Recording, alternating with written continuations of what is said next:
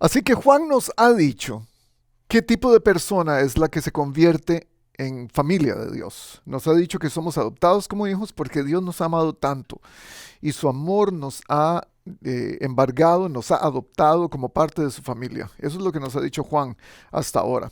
Ese amor tiene un significado en nosotros. El pasar de ser eh, muchachos o personas o hijos o niños sin ningún rumbo, gente que no tiene familia, gente que no tiene ningún estado de pertenencia con ningún grupo. Al ser huérfanos, es lo que nos está diciendo Juan, somos hechos ahora hijos de Dios. Pero ¿qué significa eso? ¿Qué significa que siendo los hijos que Dios quiere que seamos, ahora pertenecemos a algo nuevo? La semana pasada dijimos que este amor que Dios nos ha dado es un amor que no teníamos antes y es un amor que produce algo en nosotros. ¿Qué es lo que produce este amor tan grande que dice Juan que Dios nos lo dio para ser hechos sus hijos? El texto de hoy es muy corto, ojalá que el mensaje también, pero el texto de hoy nos va a dar algunas ideas, tres ideas básicas de qué significa esto de ser hijos de Dios, porque lo hemos mencionado. Hemos dicho que ser hijos de Dios no quiere decir que fuimos creados por Dios.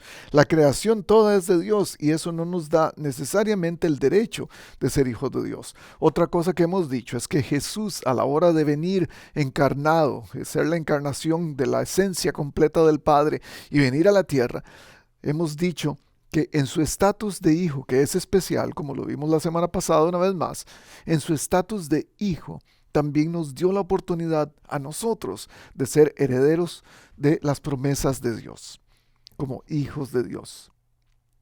Pero ¿cómo se ve esto?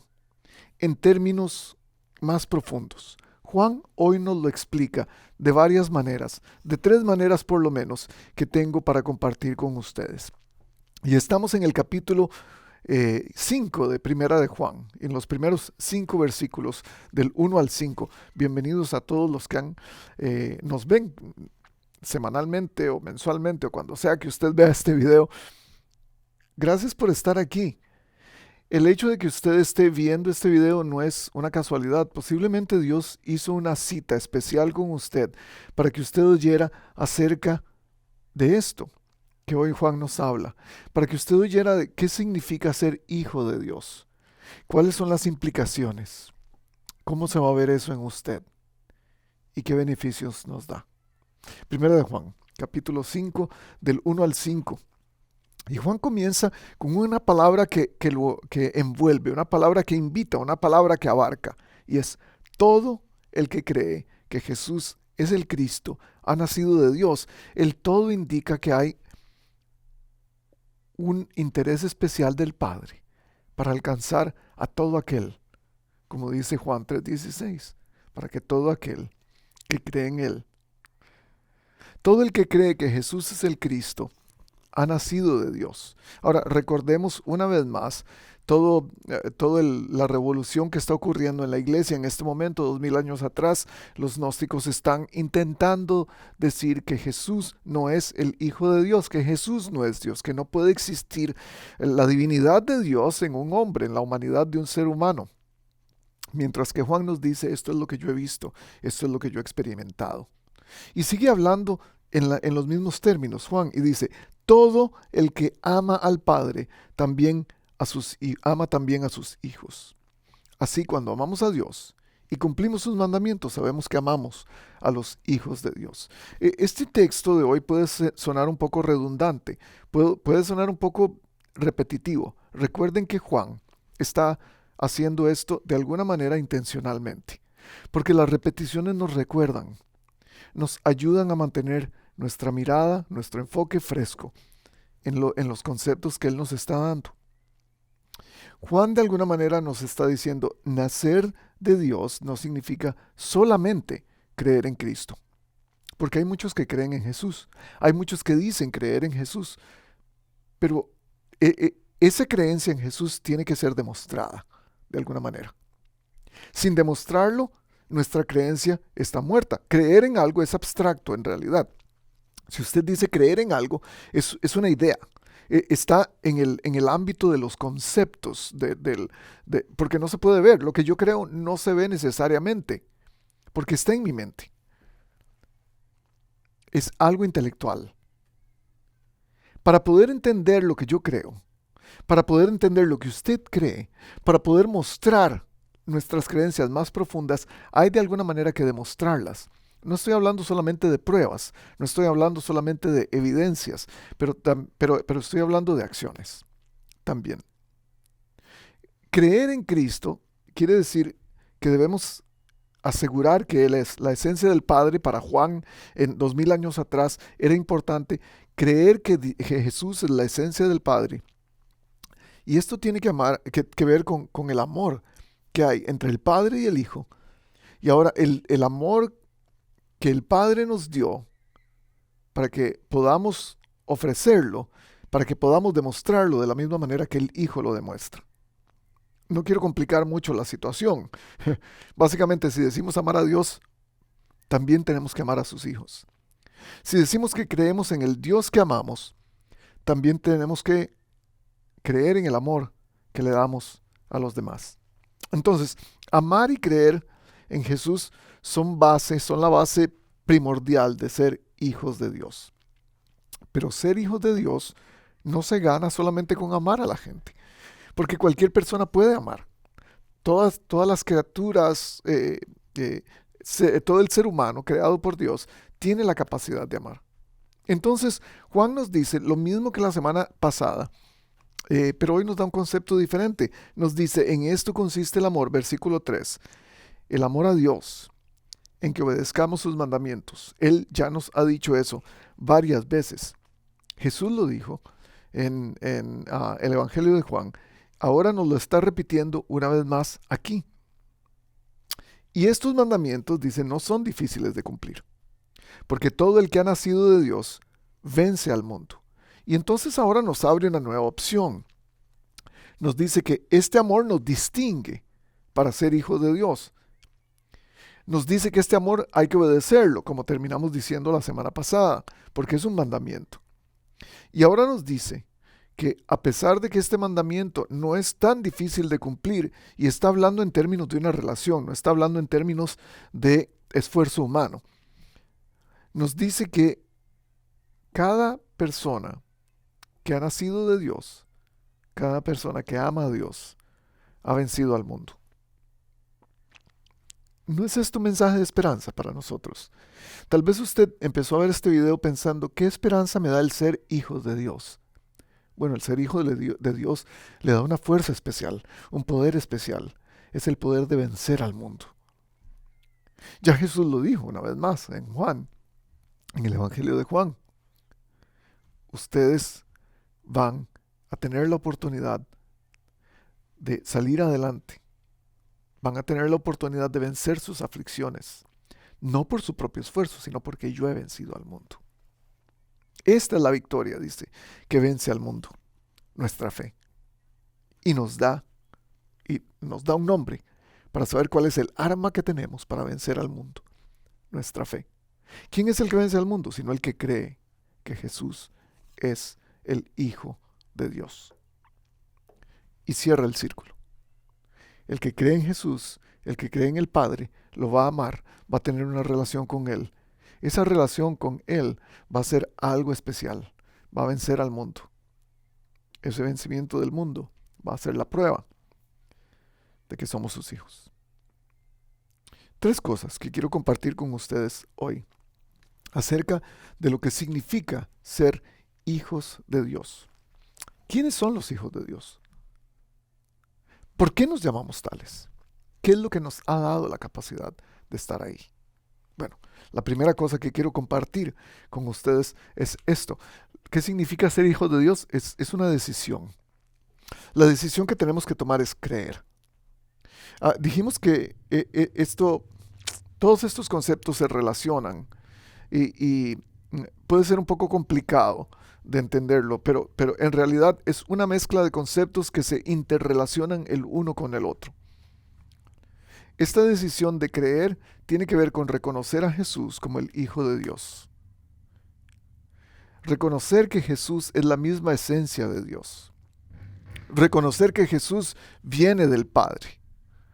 Reconocer que Jesús es la encarnación de toda la esencia de Dios.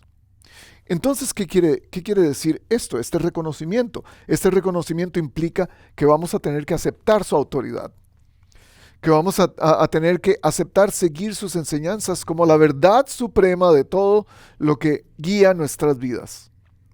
Quiere decir que tenemos que tomar la decisión de que Él es el estándar de vida que vamos a seguir. Creer quién es Él. Primero tenemos que creer en su persona. Esa es la primera cosa que tenemos que creer.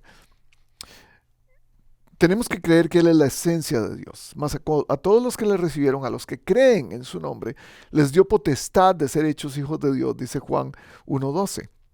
Tenemos esa potestad de creer en Él, de ser hijos de Dios, a través de quién es Él. Si no creemos que Jesús es el Hijo de Dios, no vamos a poder tener la oportunidad de convertirnos nosotros mismos en hijos de Dios. Es lo que Juan está diciendo. Entonces, necesitamos creer primero en la persona de Jesús. Es la encarnación divina de Dios. Es la esencia del Padre. Es el verbo, la última palabra de Dios, como lo hemos dicho. La segunda cosa que tenemos que creer es, tenemos que creer que esta persona puede perdonarnos. Tenemos que creer en su sacrificio en la cruz. La gran declaración de la iglesia primitiva del primer siglo para revelar su fe era: Cristo murió, Cristo vive, Cristo volverá. Es toda la obra redentora de Cristo. Es la historia de Dios contada a nosotros. Aquí es donde tenemos un problema, gente. El problema que tenemos es que nosotros nos contamos nuestra propia historia muchas veces. Quédese conmigo para poder explicarle este concepto. Nosotros generalmente estamos contándonos una historia que nos fue contada por alguien más acerca de quién soy o quién no soy. Una historia que yo mismo me cuento frecuentemente acerca de quién soy y quién no soy, basada en hechos del pasado, en lo que soy en el presente y en lo que creo que el futuro me va a traer. Es una historia constante, pero cuando nos contamos la historia de Jesús, la historia de su encarnación, la historia de su muerte, la historia de su resurrección y la historia de la esperanza futura, cambia la situación. Ahí es donde está basado nuestro perdón. Cuando nos contamos nuestra propia historia, vamos a reconocer que no somos nada. Lo dije hace unas semanas atrás, podemos irnos a los dos extremos. Un extremo nos lleva hacia no tengo ningún problema, no tengo por qué pedir perdón, no tengo nada que arrepentirme. Y el otro extremo es soy una cucaracha, no valgo nada, y nos vamos a 3 grados bajo perro, donde nadie nos puede sacar a un hueco en la tierra. Esta historia que yo me cuento versus la historia que Jesús me cuenta tienen versiones muy diferentes. Porque la historia que yo me cuento tiene que ver con todo lo que yo hago, bueno o malo, porque es a través de mis méritos, de mi esfuerzo, que me puedo ganar el amor de Dios. La historia que Jesús me cuenta es lo que Él hizo por mí, su obra en la cruz. Entonces, la segunda cosa, primero tengo que creer en Él, después tengo que creer en su perdón. La tercera cosa que puedo creer, que debo creer, es que Jesús es el único camino a Dios. No podemos tener diferentes caminos a Dios. Muchas personas que tratan de unir fuerzas entre todas las religiones y ecualizar de alguna manera es la palabra que podemos decir. El efecto de las religiones en el mundo no pueden decir que solamente hay un camino hacia Dios. Y este es Jesús. Gálatas 3, 26, 27 dice: ustedes son hijos de Dios mediante la fe en Cristo Jesús, porque todos los que han sido bautizados en Cristo se han revestido de Cristo. Es la única manera de llegar al Padre, Jesús. Si Él es la expresión encarnada de Dios, ¿por qué voy a seguir a alguien más? La cuarta cosa que debo creer es poner mi fe en Jesús. No es solamente creer en Él. Ahora pongo mi confianza en Él. Porque puedo creer en muchas cosas, pero no necesariamente poner mi confianza en esas cosas. Puedo creer en muchas personas, pero no necesariamente poner mi confianza en esas personas. ¿En quién está su confianza? ¿En qué está su confianza? El problema que tenemos al contarnos nuestra historia, volviendo a lo que dije anteriormente, es que pensamos que podemos confiar en lo que tenemos a mano, en lo que podemos ver. Confiamos en muchas cosas diferentes y algunas veces menos en Jesús. Pero cuando decido poner mi fe en Jesús, ese es un componente crucial, sumamente importante para superar las influencias y tentaciones del mundo. ¿Por qué? Porque fe quiere decir que confío tan profundamente en Cristo. La fe en Cristo quiere decir que confío tan profundamente en Él que voy a seguir lo que Él dice, a pesar de que no tenga sentido para mí. Y esa es la esencia de la fe. Es que mi confianza esté en Él y no necesariamente en lo que veo. El gran problema espiritual del mundo en el 2024, en el siglo XXI, es que solamente queremos confiar en cosas que podemos ver, cosas que son palpables, cosas que necesitan una evidencia visible. Y eso entonces nos ha llevado a un estado de crear nuestra propia realidad, nuestra propia verdad. Y es una verdad que solamente puede ser probada con cosas que se ven.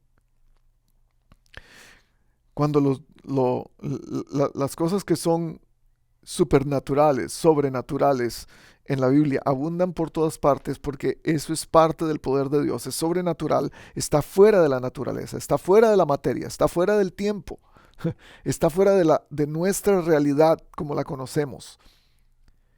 Porque Él pudo ser solamente creador si estaba afuera de esa realidad. Todos ustedes son hijos de Dios mediante la fe en Jesús, es lo que dice Pablo a los Gálatas, en el capítulo 3 de Gálatas. A través de la fe podemos llegar a ser hijos de Dios. Esta fe y todo lo que creemos, toda nuestra confianza de que Jesús es el único camino a Dios, todo el perdón que necesitamos, todo este sistema de creencias que tiene un hijo de Dios, un cristiano, tiene que hacer algo en nosotros. Tiene que encender una mecha, una llama de algo que ocurre dentro de nosotros. Porque pasamos de no creer a creer y confiar en algo que Dios dice, que ahora creemos que es verdad, y confiarlo con todo el corazón. Eso quiere decir que estamos en un proceso, y este proceso se llama transformación. Y es la segunda cosa. La segunda cosa que significa ser hijos de Dios es que existe una transformación en nosotros. Es que hay algo que está cambiando constantemente, hay un proceso llevándose a cabo en nuestra vida. Esa transformación significa obedecer. Es lo que ocurre cuando alguien está convencido de que su realidad no era correcta y ahora esta nueva realidad sí es correcta. Y de alguna manera tiene que obedecer los patrones de esta nueva realidad para poder decir que cree en ella. Esa transformación tiene que ver con lo que dice Hebreos 5, 8 y 9. Dice, aunque Jesús era el Hijo de Dios, mediante el sufrimiento aprendió a obedecer. Al ser así perfeccionado, llegó a ser el autor de la salvación eterna para todos los que le obedecen. Y este es el patrón, es un patrón de obediencia que Jesús viene a mostrarnos. Es un patrón que tenemos que seguir porque Él lo demostró primero. ¿Qué quiere decir esto? Esta obediencia, esta transformación en nuestra vida tiene que tener, número uno, un cambio de mentalidad. No podemos seguir pensando de la misma manera. Voy a ir de nuevo a las historias porque esto es muy importante. Si seguimos contándonos nuestra propia historia de maldad, nuestra propia historia de pecado, nuestra propia historia de mediocridad, vamos a seguir contándonos una historia que sigue engranándose en nuestra vida y eso es lo único que vamos a creer. Al final vamos a creer que somos perversos, que somos malos, o por lo contrario, vamos a creer que somos las personas más buenas del mundo, que no tenemos ningún tipo de deuda con Dios. Y esos dos extremos nos pueden hacer estar sentados en nuestra propia creencia y no cambiar de mentalidad. Una característica muy importante que deberían tener los hijos de Dios es su deseo de crecer, su deseo de conocer, su deseo de expandir lo que está en su mente. Es cambiar la versión de esas historias que está escuchando. La manera de cambiar, la manera de pensar, perdón, debe cambiar. Romanos 12:2 nos lo dice claramente. No se amolden al mundo actual, sino sean transformados mediante la renovación de su mente. Así podrán comprobar cómo es la voluntad de Dios, buena, agradable y perfecta. Aquí es donde nos encontramos en una encrucijada, en un cruce de caminos. Y tenemos que decidir cuál camino voy a tomar. Si seguir a Cristo o seguir mi propia manera de pensar. Mi propia manera de pensar, en términos espirituales, se llama religión. Seguir a Cristo se llama relación. Ser transformado es un proceso constante, no es un evento aislado. Y es que algunos pensamos que la transformación ocurre solamente cuando levantamos la mano enfrente del altar y decimos quiero seguir a Cristo. Nos encantaría que fuera así. Nos encantaría que fuera un efecto microondas, que cambia todo inmediatamente. Pero no necesariamente ocurre de esa manera. Esta transformación ocurre en un proceso. Entonces, esta transformación tiene que ver con obedecer lo que Jesús me dice que siga, con obedecer lo que Jesús me dice que haga, porque es también un proceso. Y en ese proceso tengo que aceptar cosas que son nuevas para mí. Aceptar cosas que Él manda. Tengo que aceptarlo entonces como Rey y como Señor. Para nosotros en nuestra cultura latina no tiene mucho sentido eso, porque nunca hemos estado debajo de la autoridad de un rey o de un amo. No tenemos esclavitud como parte de nuestra herencia cultural, a menos de que estemos pensando en nuestros indígenas en la época de la colonia. Pero no entendemos qué significa el ser esclavo. Quiere decir que le debemos toda la lealtad, todo el servicio y toda la obediencia fiel. Eso quiere decir ahora aceptarlo como rey. Y en ese proceso de transformación vamos a tener que tener un nuevo concepto de qué significa la palabra Señor. Romanos 10:9 dice, si confiesas con tu boca que Jesús es el Señor y crees en tu corazón, está poniendo todos los elementos que hemos mencionado, crees en tu corazón que Dios lo levantó de entre los muertos, serás salvo. Proverbios 3:12 dice, el Señor disciplina a los que ama, como corrige un padre a su hijo querido. ¿Por qué traigo esto a colación?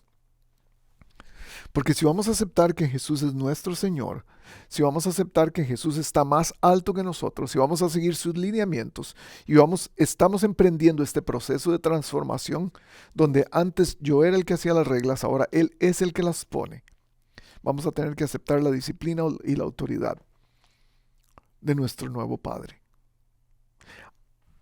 Este es el caso. El mejor interés que Dios tiene al adoptarnos como hijos es amarnos. Y aún así, como muchos hijos adoptivos, que ocurren como muchos casos de adopciones en el mundo, algunos hijos adoptivos todavía tratan de no tener la conciencia clara de lo que significa vivir en una casa que es de ellos, tener una familia nueva, tener un lugar donde dormir, tener comida. De hecho, hay muchos casos en el mundo de niños que han sido adoptados, que todavía no entienden ese concepto tan claramente y siguen robando comida para poder llevarla a sus cuartos, o llevarla a la escuela, o llevarla a la calle, o robando cosas en su casa para vender afuera. Estos son casos, por supuesto, extraordinarios y fuera de lo normal. Pero aun cuando algunos hijos adoptados tienen todo nuevo en su hogar, una nueva relación, nuevas cosas, un nuevo lugar donde vivir, nuevo amor, siguen tratando a su familia como extraños. De esto está hablando Juan. Usted tiene que estar debajo de una autoridad, esa autoridad de su padre. Y ese padre le va a decir cómo ahora va a llevar a cabo su vida. Hay una palabra que no nos gusta a la hora de pensar en obedecer. Hay una palabra que no nos gusta y es la palabra rendirse, estar completamente rendido. Se usa en las luchas, en los deportes, cuando alguien ya ha sido vencido completamente por la otra persona o no pueden tener ningún otro movimiento y entonces pega en el piso para decir estoy vencido, me rindo, ya no puedo seguir peleando. Ya no puedo seguir con esta lucha. Es como en la guerra levantar la bandera blanca y decir nos rendimos, ya no podemos pelear más. Ya no tenemos cómo batallar. Pero no podemos rendirnos y poner condiciones al mismo tiempo, porque eso no sería rendimiento. Y eso ocurre con algunos de nosotros. Que estamos tratando de rendirnos a Dios, tenemos la intención en nuestro corazón, pero no podemos dejar de contar nuestra historia. De escuchar nuestra historia, de escuchar la historia que nos cuenta el mundo, y esas son las historias de tentación y pecado. Y yo creo que tal vez usted está ahí, tal vez a usted le ha pasado, porque no es fácil obedecer, porque no es fácil creer también, no es fácil creer que Jesús es todo lo que necesito, no es fácil creer que Él es el Hijo de Dios, no es fácil creer que Él puede perdonarme, no es fácil creer que tengo que rendirme para que esto ocurra en mi vida. Pero cuando creemos que para obedecer y llevar a cabo este proceso en nuestra vida de obediencia, esta transformación en la vida, cuando creemos en esto profundamente, entonces vamos a actuar de acuerdo a ello. Y esa es nuestra tercera y última cosa. Yo les dije que iba a ser corto hoy. Es una acción. Vamos a movernos. Tenemos que hacer algo. En términos de Juan, se llama amar. Es creer que Dios nos ama. Volviendo al principio, tenemos que creer en algo para empezar un proceso de transformación. Esa transformación es creer que Dios me ama. Antes no era amado, ahora sí soy. Antes yo no podía amar, ahora sí puedo amar. Ese es el tipo de transformación de la cual estamos creyendo que puede ocurrir en nuestra vida. Aquí es donde está el asunto. No podemos llevar a cabo una acción de amar si todavía no nos sentimos amados. Pero hay una gran diferencia entre sentirse amado y saberse amado. Y es aquí donde quiero apelar a su corazón. Porque algunos de nosotros no nos hemos sentido amados por Dios o no nos sentimos amados por Dios a través de las circunstancias que están ocurriendo en nuestras vidas en este momento. A través de ese problema interpersonal que usted tiene, ese problema que tiene con alguien, ese enojo que tiene en contra de alguien, usted no puede sentirse amado por Dios. No podemos sentirnos amados por Dios muchas veces a través de las circunstancias físicas que estamos pasando. Esa enfermedad o ese accidente que tuvimos, porque no he podido trabajar por tantos meses porque estoy todavía incapacitado en casa. ¿Cómo sentirme amado por Dios? ¿Cómo sentirme amado por Dios cuando los problemas me embargan completamente? Cuando las deudas no paran en mi vida. ¿Cómo sentirme amado por Dios? Si aún en casa mis problemas con mis hijos, es difícil ser padre, es difícil ser esposo, es difícil ser esposa. ¿Cómo sentirnos amados por Dios? La cosa es esto, tenemos que entender algo. Que el sentirnos amado tiene que ver con nuestras emociones y las emociones son alteraciones de ánimo, de nuestro ánimo. Son muy intensas, pero son pasajeras. Y es por eso que a veces cuando nos enojamos intensamente. Cuando nos reímos y nos alegramos intensamente. Cuando estamos deprimidos intensamente. Pero esas son emociones. Hay una diferencia muy grande entre sentirse amado y saberse amado. Y saber que Dios me ama. Porque si sentirse amado tiene que ver con emociones, saberse amado tiene que ver con convicciones. Y las convicciones son estas cosas, haciéndolo redundantemente, estas cosas de las que estás convencido, de las que nadie puede sacarte de ahí porque son convencimientos que tienes en tu vida. Llegaste a una conclusión y lo crees con todo tu corazón.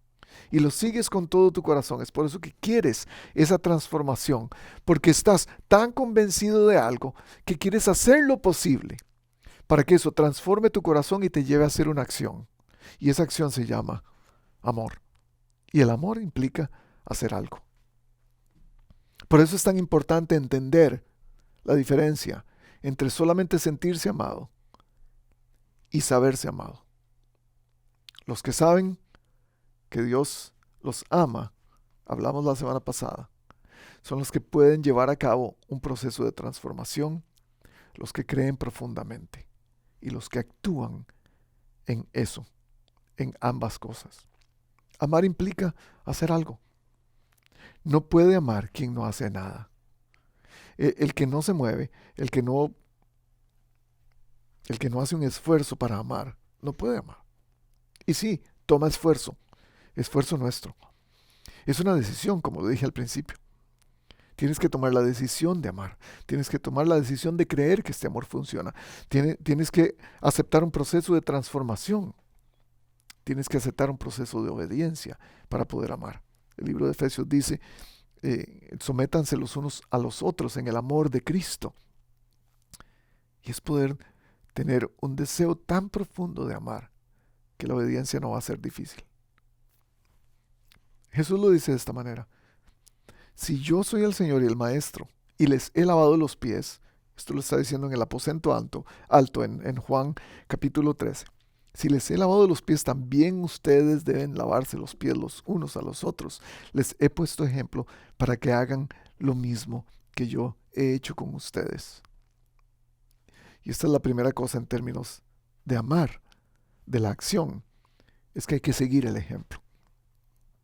No podemos solamente verlo y apreciarlo de lejos y alabarlo. Eso está bien. Podemos decir, wow, Jesús, qué bárbaro. Qué bien que lo hizo. Yo quiero ser como Jesús, pero nunca hago nada para ser como Él. El ejemplo se sigue. Que el Señor los lleve a amar como Dios ama y a perseverar como Cristo perseveró, dice 2 de Tesalonicenses. Esta perseverancia es hacer algo, es hacerlo una y otra vez, porque entre más lo hago, más se transforma mi mente. Entre más lo hago, más me acostumbro. Este ejemplo a seguir está basado en dos compromisos. Uno es un compromiso con Dios, un compromiso con la relación que tenemos con Dios, que es una relación activa. Tiene que ser un compromiso estable y un compromiso frecuente. Tenemos que recordarnos de eso. Amarás al Señor tu Dios, amarás al Señor tu Dios. Es algo que hacemos constantemente. Este compromiso, amar a Dios, es una ofrenda diaria. Está empapada en sacrificio y en obediencia.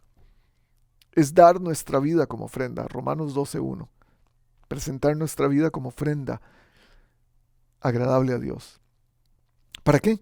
Para servir a Dios. Para darle lo mejor que tenemos de nosotros. Y hacer el reino de los cielos más grande. Es un compromiso también con la relación con otros. Es amar al prójimo, como Jesús lo dice en la segunda parte de Mateo 24, en los versículos de Mateo 24. ¿Para qué? Para dar lo mejor. Si el amar a Dios es para servirle con todo el corazón, el amar al prójimo tiene que ser muy parecido. Ese es el ejemplo a seguir. Y Jesús nos lo muestra. Él viene para darse en sacrificio por nosotros. Como lo dijimos la semana pasada, ¿Quién en su sano juicio, si pudiera ponerlo de esa manera, podría dar a su hijo para salvar a su enemigo? Es Dios el que puede hacer eso. Este amor es una locura, el amor de Dios. Y Él nos está pidiendo, tienes que repetirlo, tienes que seguir el ejemplo, tienes que hacerlo. Porque no, el amor no solamente tiene que sentirse, el amor tiene que expresarse. Este amor es para servir a los demás. Gálatas 5, 13 y 14 dice, sírvanse unos a los otros en amor. En efecto, toda la ley se resume en un solo mandamiento, dice Pablo. Ama a tu prójimo como a ti mismo. ¿Qué aprendemos de todo esto? Después de escuchar todo esto. ¿Qué nos deja de moraleja, si quiere ponerlo de alguna manera, este sermón? Yo creo que podemos aprender que fuimos traídos a una nueva familia, a la familia de Dios, adoptados por Dios. Y tengo que tomar la decisión de que esta es mi familia. Tengo que decidir ser parte de esta familia. ¿Es tu iglesia, en nuestro caso? ¿Es North Coast el lugar donde vienes cada domingo? ¿Es tu iglesia el lugar de donde vas cada domingo? ¿O es tu familia? Es una decisión que hay que tomar. Hay que saber si ellos son solamente la gente con los que canto y con los que escucho un sermón cada domingo, o son la gente con los que camino en mi vida diaria y me ayudan a conocer al Padre juntos. Y es por eso que nos llamamos hermanos y hermanas, porque esto es una familia. Otra cosa que quizás tenemos que recordar es que mi identidad tiene que cambiar, tiene que ser transformada, de quien yo era a quien ahora soy. Porque fui adoptado en una nueva familia, ahora no tengo la identidad anterior. En mi caso ocurre un fenómeno particular. A veces cuando alguno de mis hijos los encuentro diciéndome alguna mentirita, siempre les recuerdo, los asofeifa, no mentimos. Y de alguna manera Jesús nos está diciendo, los que son hijos de Dios, nos amamos. Los que somos hijos de Dios tenemos una nueva identidad. Ahora no nos identifica lo que hacíamos antes, ahora nos identifica lo nuevo que hacemos. Los hijos de Dios no mienten. Los hijos de Dios no viven como vivían antes. Y al final mi modo de ser, mi modo de actuar, todo lo que hago revela, al final, si soy o no de la nueva familia. ¿Cómo trato a los demás, especialmente a mis hermanos?